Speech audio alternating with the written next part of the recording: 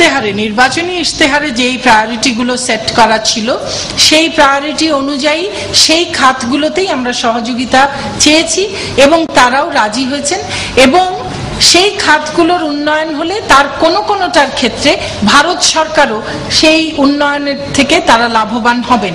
কাজে এটি একটি উভয়ের জন্যই একটি উইন উইন সিচুয়েশন। সেই ক্ষেত্রে যে প্রজেক্টগুলো আমরা চিহ্নিত করব সেখানে কিন্তু প্রজেক্ট চিহ্নিত করব আমরাই।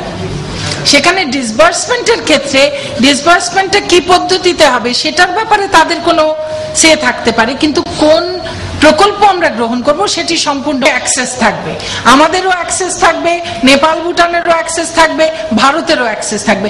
পুরো রিজনকেই তো আমরা এই কানেক্টিভিটির এটাতে, এবং অন্য সব দেশ তার মধ্যে জড়িত।